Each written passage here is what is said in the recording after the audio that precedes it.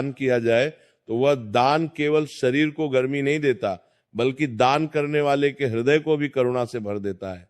इसीलिए शास्त्रों में बताया गया है कि शीत ऋतु में किया गया वस्त्र दान विशेषकर मकर संक्रांति के दिन अक्षय पुण्य प्रदान करता है।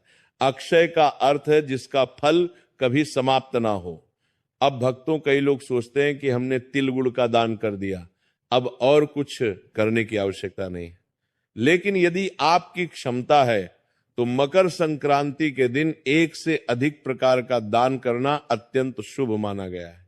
जैसे तिलगुड़ के साथ कंबल, शॉल या गर्म कपड़े का दान भी आप कर सकते हैं। अब भक्तों, यहां एक बहुत महत्वपूर्ण प्रश्न आता है कि दान किससे दिया जाए।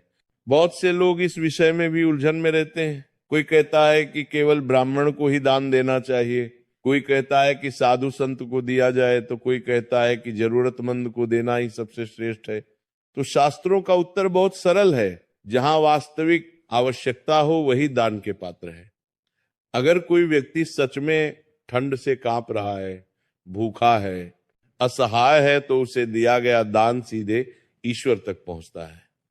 भक्तों, स्वयं भगवान श्री कृष्ण ने गीता में कहा है कि जो मेरी बनाई हुई सृष्टि की सेवा करता है वही वास्तव में मेरी पूजा करता है। इसलिए आप तिल गुड़ का दान किसी गरीब व्यक्ति को दें, कंबल किसी जरूरतमंद को दें, या मंदिर जाकर पंडित जी को दक्षिणा दें, तीनों ही प्रकार का दान पुण्यदायक है। बात करते हैं दक्षिणा की। अक्सर लोग दान में केवल वस्तु दे देते हैं और दक्षिणा देना भूल जाते हैं। लेकिन शास्त्र कहते हैं कि कोई भी दान बिना दक्षिणा के अधूरा माना जाता है। दक्षिणा का अर्थ ये नहीं है कि बहुत बड़ी राशि दी जाए। दक्षिणा का अर्थ है दान में हुई किसी भी कमी को श्रद्धा से पूरा करना। अगर आपने तिल और गुड़ का दान किया है तो उसके साथ अपनी सामर्थ्य अनुसार कुछ धन राशि अवश्य रखें।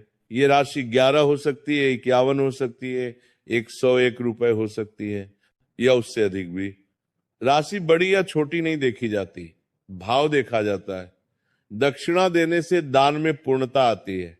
कहा जाता है कि दक्षिणा के बिना किया गया दान रास्ते में ही रुक जाता है और दक्षिणा के साथ किया गया दान सीधे पुण्य लोक में पहुंचता है। इसीलिए मकर संक्रांति के दिन किया गया दान पूरे वर्ष का प्रभाव देता है।